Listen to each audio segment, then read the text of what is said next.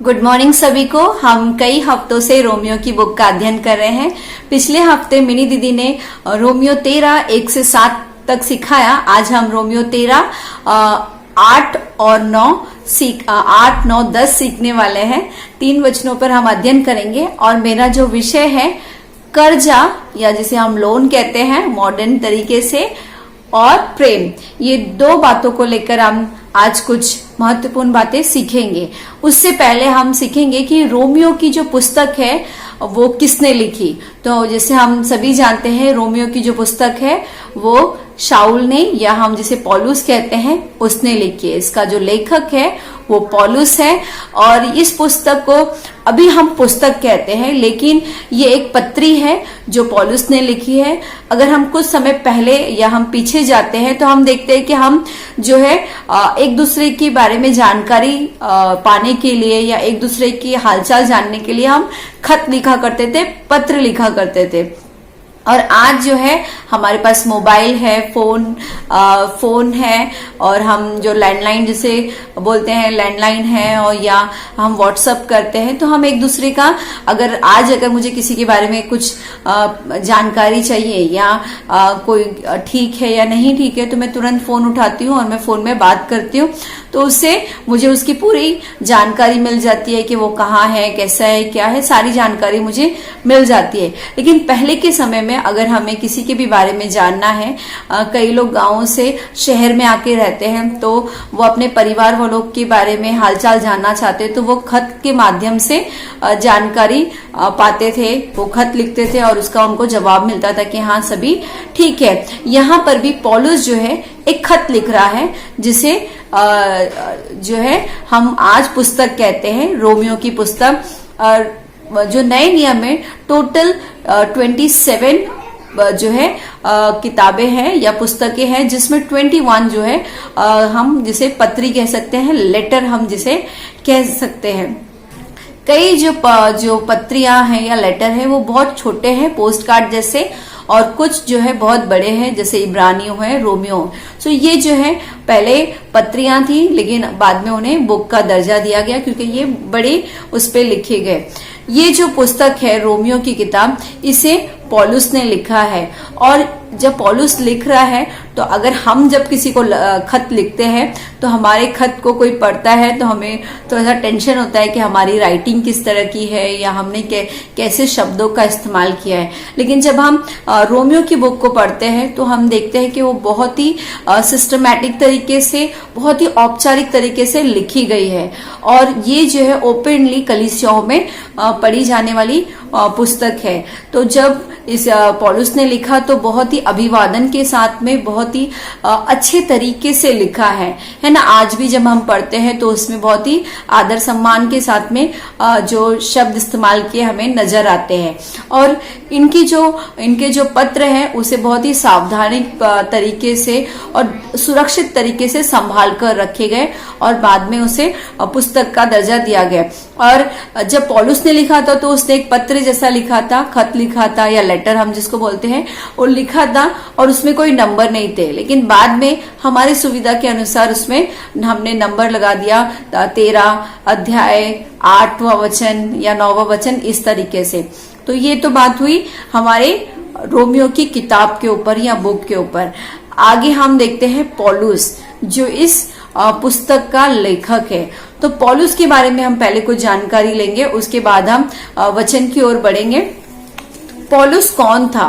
सो पौलुस जो है हम बोल सकते हैं पौलुस का जो नाम है वो शाऊल, और उसे बाद में उसका नाम पौलुस रखा गया। बात है जो है शाऊल जो है या पौलुस जिसे हम कहते हैं वो कलीसियाओं को सताने वाला था। वो उस समय क्या करता था, कलीसियाओं को, लोगों को सताया करता था, मारा करता था। अगर हम प्रेरितों के काम 8वें अध्याय में देखते हैं कि किस तरह से वो कलीसिया के लोगों को सता रहा है या मार रहा है। और 9वें अध्याय में हम देखते हैं कि वो दमिश्क के रास्ते पे जा रहा है और वहां पर उसकी मुलाकात परमेश्वर से होती है। शाऊल का जन्म जो है वो तर्शिश में हुआ। अगर हम वर्तमान में या प्रेजेंट में हम देखते हैं तो ये तुर्की शहर हम कह सकते हैं, जो कि दक्षिण पूर्व में है, साउथ ईस्ट में जो है तुर्की में है।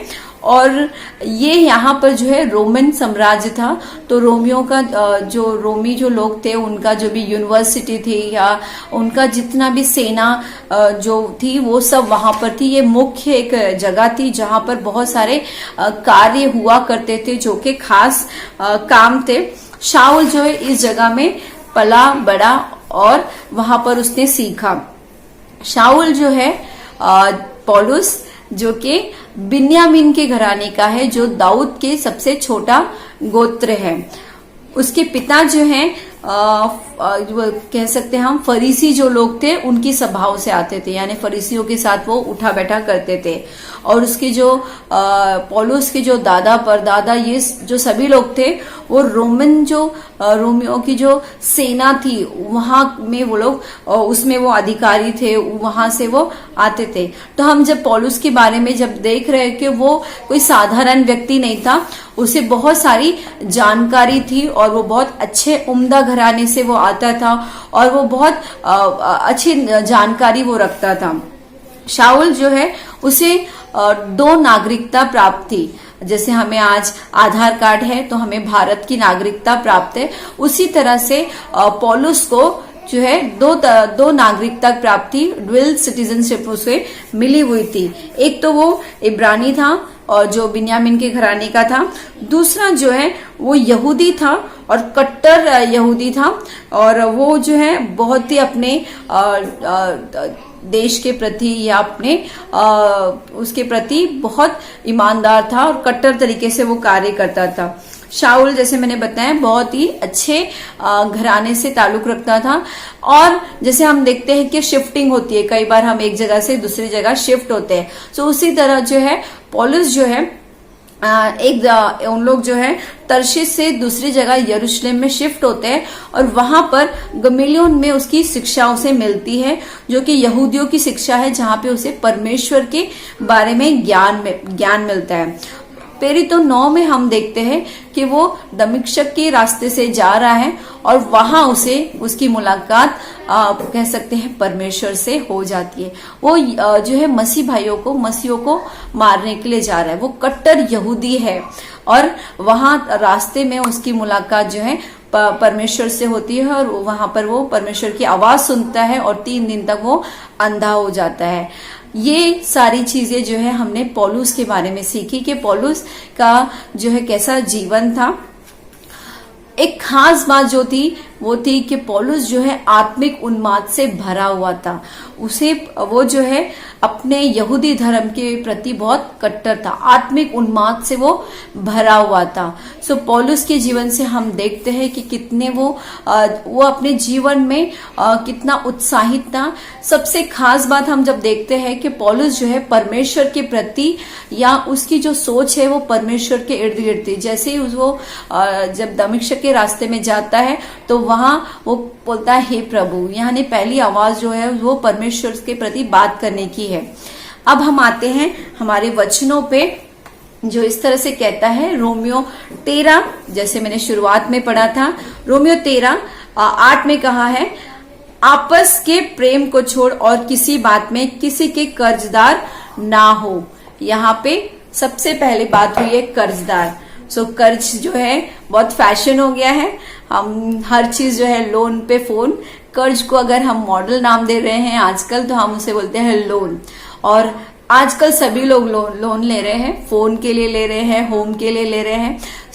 होम के लिए ले रहे हैं तो अच्छी बात है और जिससे कि हम खुद के घर में रह सकते हैं। लेकिन कुछ चीजें हम सीखेंगे कि जब हम लोन लेते हैं तो हमारी क्या क्या कर्तव्य है, लोन लेना ठीक है या नहीं, ये आज हम देखने वाले हैं। तो जैसे मैंने बताया कि लोन हम कई लोग फैशन के लिए लेते हैं।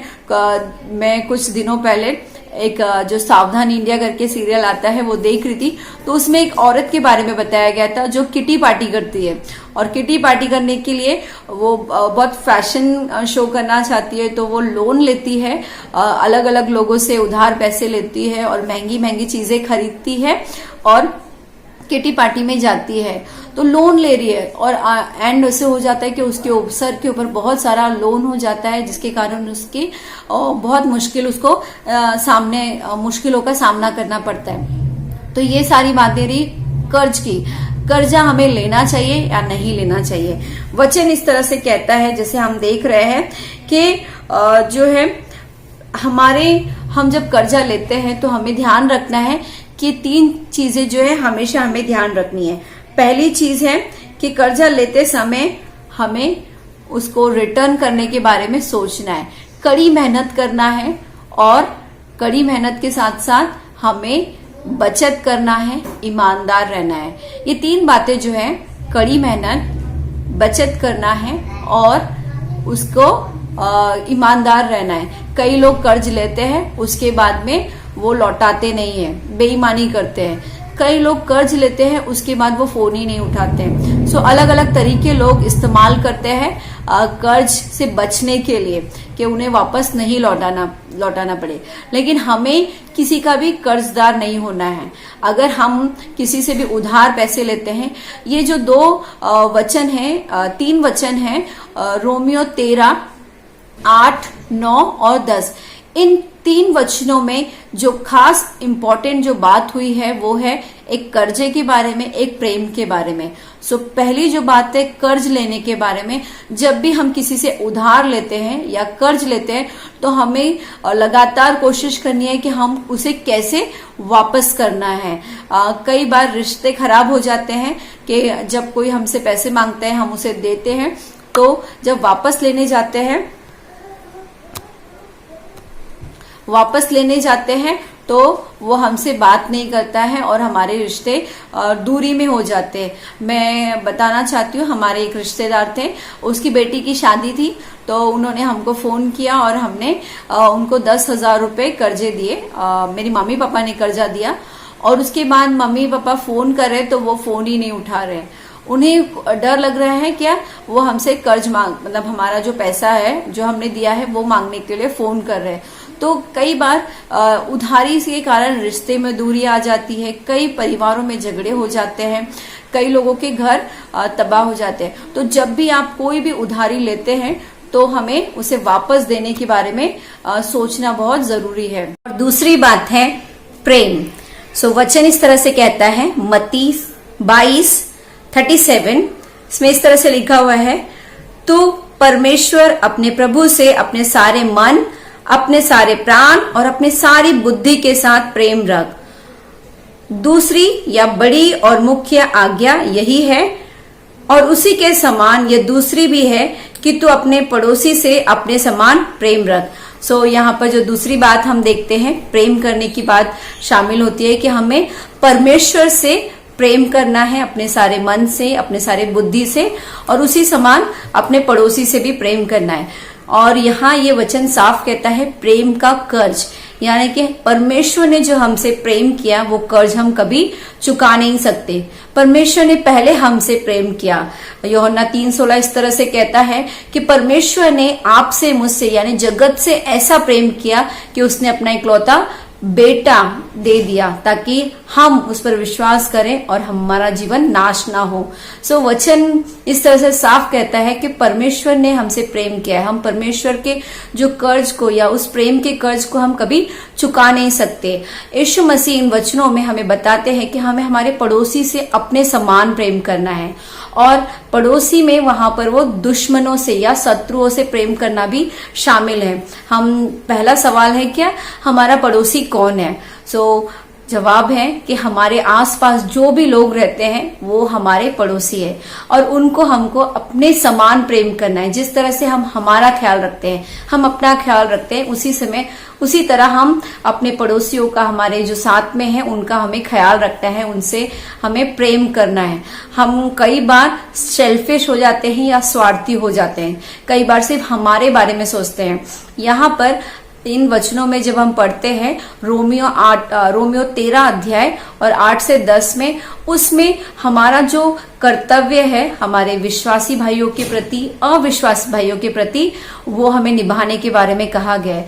हमें उनकी चिंता करना है, उनसे प्रेम करना है, उनका ख्याल रखना है। जिस तरह से हम अपना ख्याल रखते हैं तो उसी तरह हमें उनके बारे में भी सोचना है, उनकी तरक्की के बारे में सोचना है, उन्हें उत्साहित करने के बारे में सोचना है। जो हमारे आसपास है, हमारे करीब में है, उनके बारे में सोचना है। दूसरी बात है कि जैसे शत्रुओं से प्रेम करना, शत्रुओं से प्रेम करना बहुत मुश्किल है। हमारे पड़ोसी जो हमारे परिवार वाले हैं उनसे प्रेम करना तो बहुत आसान है, लेकिन शत्रुओं से प्रेम करना, यानी कि जिन्होंने आपका हमेशा नुकसान किया है या जो हमेशा आपको चोट पहुंचाते हैं, जो आपको दुख देते हैं या हमेशा आपको कुछ ना कुछ इस तरह के कार्य करते हैं जिससे आपको बुरा लगता है, उनको प्रेम करने के बारे में यीशु मसीह बात करते हैं। तो हमको ये एक हमारे लिए चैलेंज है कि यीशु मसीह ने भी जिन्होंने उनको सताया, जिन्होंने उनको क्रूस पर चढ़ाया, उनको कहा हे पिता इन्हें माफ कर। यीशु मसीह हमारे लिए इस धरती पर आए और उन्होंने हमारे लिए अपना लहू बहाया और हमसे इतना प्रेम किया। हम हर दिन जो है आज्ञाओं का उल्लंघन करते हैं और हम कुछ ना कुछ गलतियां करते हैं या पाप करते हैं, लेकिन परमेश्वर हमसे प्रेम करते हैं।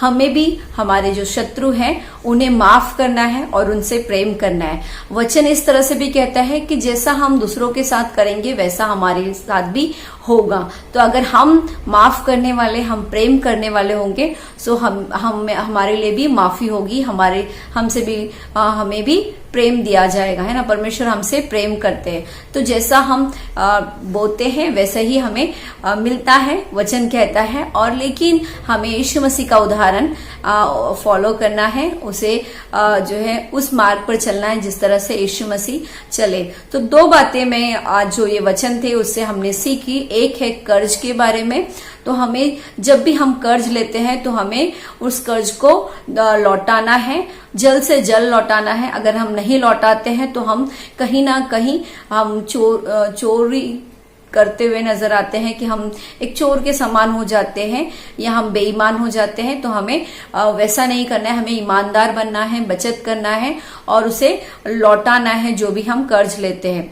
दूसरी बात है कर्ज की, तो हम प्रेम का जो कर्ज है हम लौटा नहीं सकते, लेकिन हमें हमारे कार्यों में प्रेम प्रदर्शित करना है, प्रेम दिखाना है, हमारे व्यवहार से प्रेम दिखाना है, ताकि हम परमेश्वर की महिमा कर सकें, है ना। कई बार माँ बाप जो है बच्चों को कहते हैं कि तुम लोग हमारे कर्ज को कभी चुका नहीं सकते, क्योंकि माँ बाप जब बच्चों को पालते हैं, संभालते हैं, वो उनको इतना केयर करते हैं, तो बच्चे बड़े होने के बाद वो लौटा नहीं सकते वो सारी चीजें।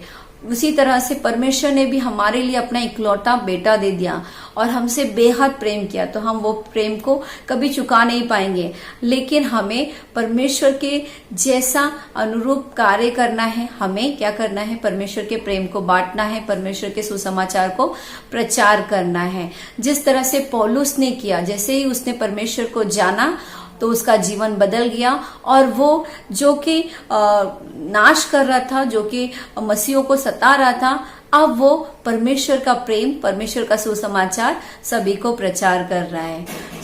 इन वचनों से परमेश्वर आपको आशीषित करें, परमेश्वर मुझे आशीषित कर रहे हैं। धन्यवाद।